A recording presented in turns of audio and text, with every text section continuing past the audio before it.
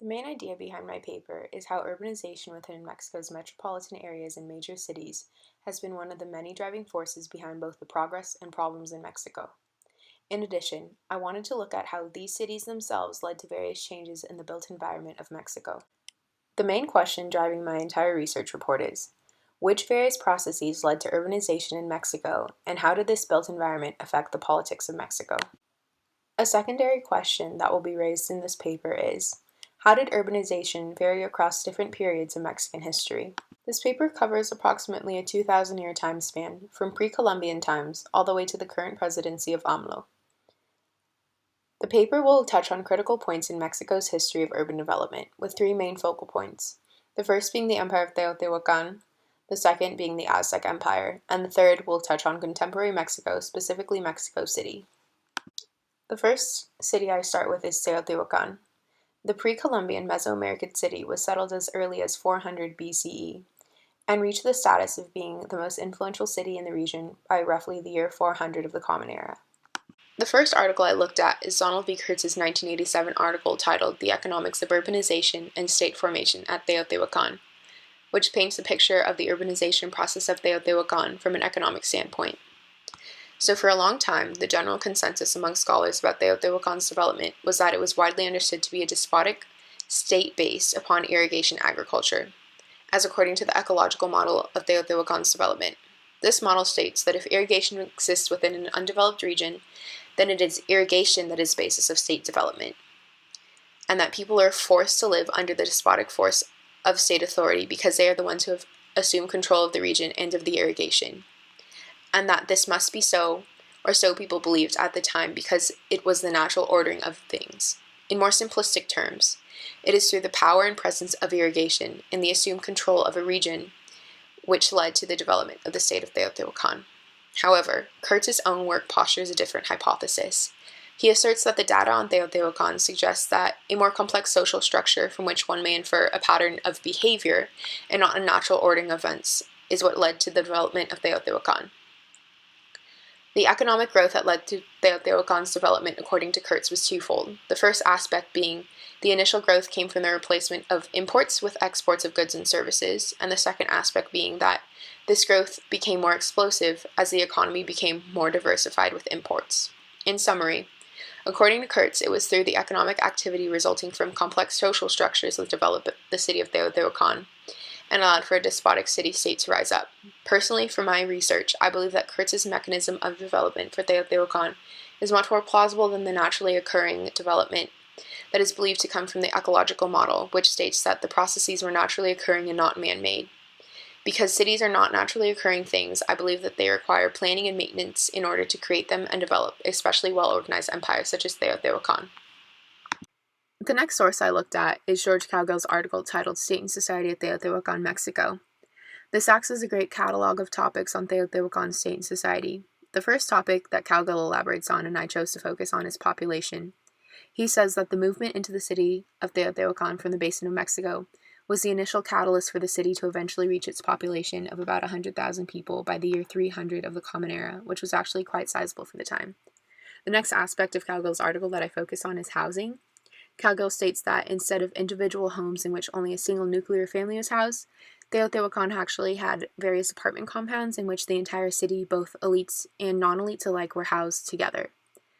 He states that the structure of Teotihuacan's housing system made it possible for the city to accommodate its rapidly growing population size. The third aspect of the article that I focus on is ruling class and the creation of a political system. At the time, it was believed that there was not a single ruler or royal lineage of Teotihuacan, but actually, Cowgill states that it was most likely run as an oligarchic republic. For this reason, it was much easier for elites to exploit the rest of Teotihuacan's population due to the fact that force was much easier to threaten at the hands of a large number of multiple elites. These elites used their power to promote ideologies in which the gods and the very nature of the universe itself made inequality right, or in the very least, unavoidable in Teotihuacan, thus setting the tone for a political system in which the exploitation of a state's people was a major characteristic of that state, as is evident in modern Mexico. The next journal article I use is Brumfield's piece on specialization, market exchange, and the Aztec Empire. This article discusses specific mechanisms that helped the Aztec Empire grow more economically, namely through specialization. I wanted to use this article as a comparison of the way that the economics of Teotihuacan operated versus the economics of the Aztec Empire. This article helped me to investigate the interrelationship between specialization of market activity and state-level parties. According to Brumfield, the intensification of market activity is closely related to the expansion of the Aztec state. This may be due to the way that economic specialization favored political specialization. Clear political implications stated in the article are summarized in the quote below. As the diversification of economic interests increased, the greater the need for the centralized regulation of those interests occurred. One way to ensure the centralization of this type of market regulation is to centralize the government to meet your needs. So in the Aztec Empire, much like the despotic rule of Teotihuacan, the government became specialists in the control of not only resources, but in the control of its population. This led to the creation and evolution of political specialists.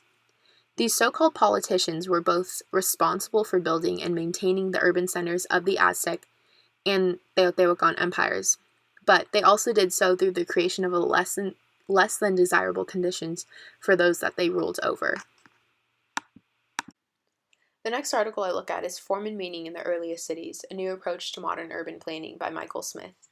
Smith moves beyond the traditional dichotomy of planned versus organic cities in his comparison of various ancient cities, but he also places special attention on Aztec cities and the Empire of Teotihuacan. In this, he brings attention to two previous aspects that have not been looked at when discussing urban planning, the first being the coordinations of building and space, and he talks about simple coordination, formality, monumentality, orthogonal layouts, and other forms of geometric order, and access and visibility when he talks about coordinations of buildings and space, which has traditionally been neglected from the conversation of urban planning. And the second he talks about is the standardization among cities. This is talked about in terms of architectural inventions, spatial patterns, orientations, and one key aspect that he discusses is orthogonal layers when talking about the incorporation of this into city planning. He says that this occurs when buildings are aligned orthogonally, meaning that they have right angles with respect to one another, or more large-scale features, and he talks about the fact that all great cities practice the use of orthogonal layers. The Romans, the Greeks, the Chinese, they all incorporated this into their earliest architecture and city planning, which is something that Aztecs and the Empire of Teotihuacan both used in their urban planning. This figure demonstrates the use of the various terms that Smith was talking about in his article. This figure was taken from Smith's own paper, and it displays 4 different Aztec cities, all of them employing different conventions that he talks about in terms of architecture and urban planning, such as spatial patterns and orientations, and you can see from the way that the temples and the palaces and the ball courts are positioned relative to each other, they do use orthogonal layers and orthogonal patterns.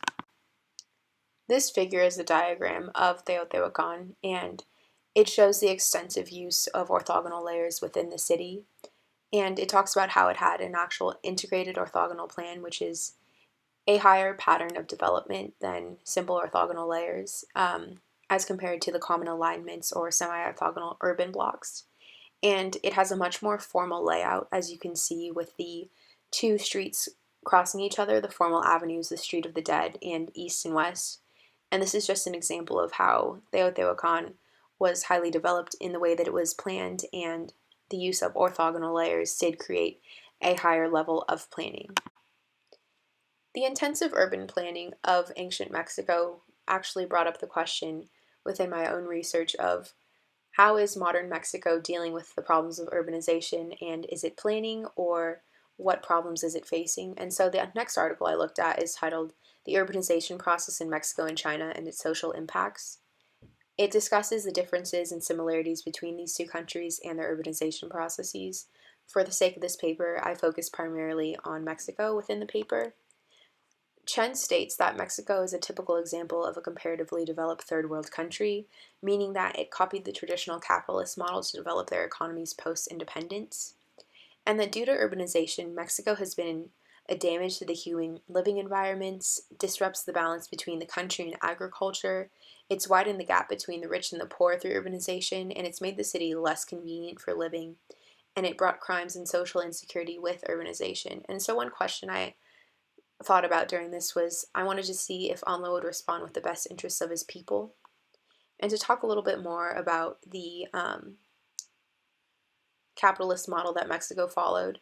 Chen states that as a result of the liberal treaty, privatization of state owned corporations, liberal market, foreign capitalization of heavy interest industries, transportation, telecommunication, banking systems, mining activities, and many urban services, the globalization of the natural economy, etc., Mexico became the maquiladora industry of the US, Japan, South Korea, and other European countries. The vast majority of these manufacturing and assembling industries, totaling more than 3,000 factories, are concentrated in its northern borders, where they are becoming some of the most polluted areas in the world together with Mexico City.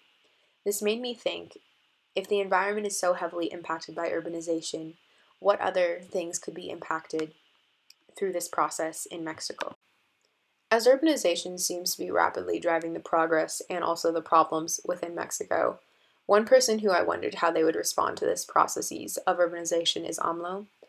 And in the article, There's No Other Option, The Radical Plan to Move Mexico's Government, Simon Schatzberg talks about AMLO's proposed plan, how over the next 6 years he wants to move the headquarters of up to 31 government agencies out of Mexico City, as is demonstrated in this map.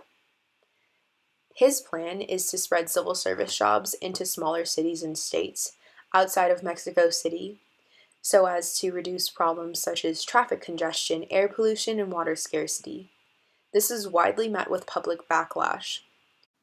In time, we will be able to see how AMLO responds to the progress and problems of urbanization within Mexico, as has been occurring in Mexico for millennia,